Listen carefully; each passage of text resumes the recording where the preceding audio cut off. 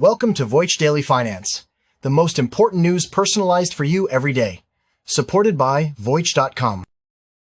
Today we're sharing 3 stories. First, we'll explore why the Pentagon just spent $400 million to become a top shareholder in minor MP materials and how President Trump secured a so-called golden share in US steel. Then, we'll look at Huawei firing a shot at Nvidia's AI dominance with a new system that even CEO Jensen Huang admits is impressive. And finally, a new law is sparking a corporate arms race over student debt. We'll break down how companies are offering tens of thousands in aid and even matching payments with 401k contributions. The Pentagon just became the largest shareholder in a publicly traded American company. That's not a hypothetical.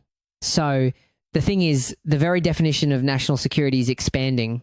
Under frameworks like the Defense Production Act, the government can now designate industries like critical minerals as vital to the nation's well-being, justifying direct investment to secure them. The Department of Defense is injecting a stunning $400 million for an equity stake in the rare earth miner MP materials. Now, get this.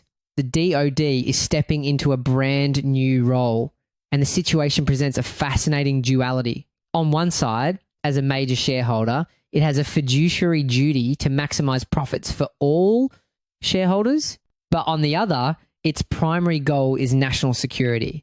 What happens when those two goals don't align? It's a question that corporate law has never really had to answer on this scale.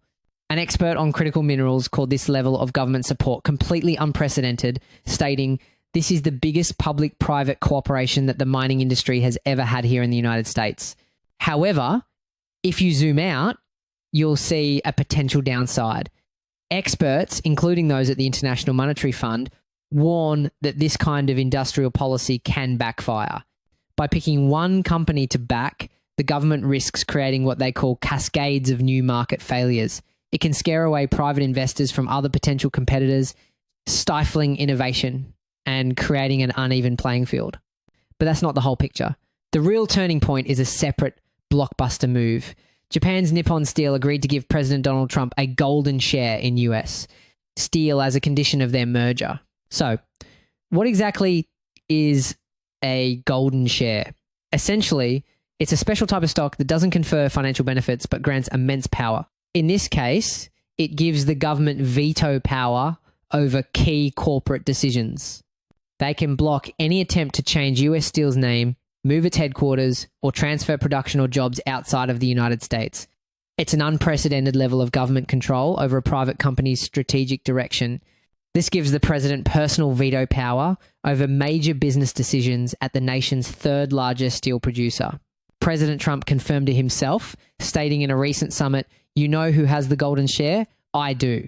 These are not bailouts. This is a fundamental shift in economic policy on a scale rarely seen outside of wartime.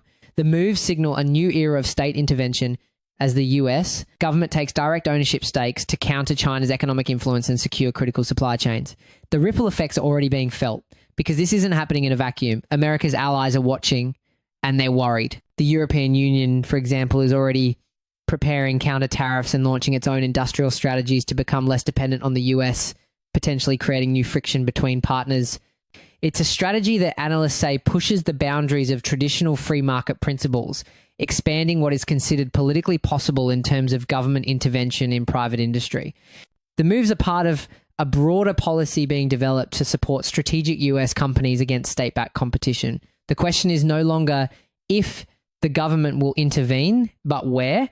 Having taken major stakes in mining and steel, and with past proposals to take a 50% stake in TikTok, it all begs the question, which American industry is next? Speaking of the global economic chess match, the tech world just saw a major move from China. Tech giant Huawei has officially unveiled a new system, the CloudMatrix 384, and it's aimed squarely at dethroning Nvidia's most advanced product. This isn't just another competitor entering the ring. This is a technological showdown with massive geopolitical implications. At the World Artificial Intelligence Conference in Shanghai, all eyes were on Huawei's new machine, which industry analysts are calling a direct rival to Nvidia's top-tier GB200 NVL72 system. Let's start with a single statistic that might just change your entire perspective on this race. While Nvidia's powerhouse system uses 72 of its cutting-edge B200 chips, Huawei's CloudMatrix packs in a staggering 384 of its latest 910C chips. That's more than 5 times the number of processors. This decision brings both a massive performance boost and comes with an inherent risk: power consumption. On paper, Huawei's system delivers a stunning 300 petaflops of performance, blowing past Nvidia's 180 petaflops. But it's a brute force approach. To get that power, the CloudMatrix consumes around 559 kilowatts of power, making it over 2 times less power efficient than Nvidia's design. It's a classic trade-off: raw power versus efficiency. The core conflict is this: Huawei is compensating for weaker individual chips with sheer scale and superior system-level design. And according to the semiconductor research group SemiAnalysis, it might be working. An analyst from the group went on record stating that Huawei now has AI system capabilities that could beat Nvidia. But, hardware's only half the battle.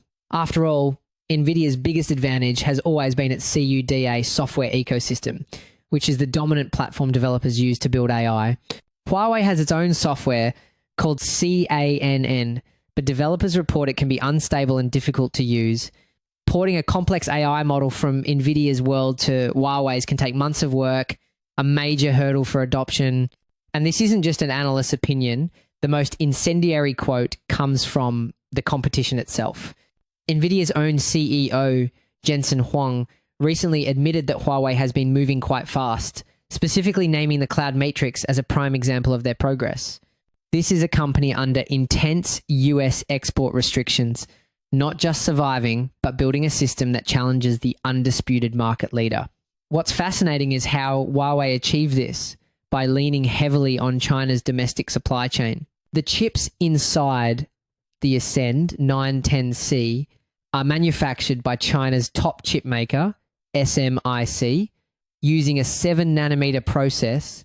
While they initially struggled with low production yields, recent reports show those yields have nearly doubled, making the production line profitable for the first time. Huawei is leveraging what it calls a supernode architecture to connect its chips at super high speeds, creating a unified behemoth of a system. Believe it or not, this supernode uses an all-to-all optical mesh network. Think of it as a superhighway of light connecting all 384 processors, allowing them to communicate with incredible speed and low latency. This is the secret sauce behind their system-level advantage. This all begs the question: how is a company cut off from key global technologies mounting such a powerful challenge? All of this signals a great decoupling in the AI world because of US restrictions. Nvidia's market share in China has reportedly plummeted from over 90% down to around 50%. Chinese tech giants like Tencent and Alibaba are now actively buying Huawei's hardware to de-risk themselves from US policy. The battle for AI supremacy is no longer a one-horse race. The real story is that the tech Cold War just went from a simmer to a boil. All market data is subject to change. This report is for informational purposes only and is not investment advice. From the battle for AI supremacy to the war for talent, a new law has just opened up another competitive front for companies, and it's a multi-billion-dollar lifeline for 45 million Americans. While the government restarts collections on defaulted student loans, the One Big Beautiful Bill Act just made employer contributions of up to $5,250 a year towards student debt permanently tax-free. For years, companies hesitated. As one CEO put it, the fear was offering it and pulling it back. That fear is now gone, and it's triggering a corporate arms race. Here's where it gets interesting. A whole new industry of benefits as a service fintech platforms has emerged to make this possible. Companies like Candidly and Vestwell have built the technology that plugs directly into a company's payroll system. This makes it incredibly easy for an employer to sign up and automate these contributions directly to their employees' loan services. It's the technology backbone that's allowing this trend to explode so quickly. The battlefield is the crippling $1.8 trillion in student loan debt held by Americans.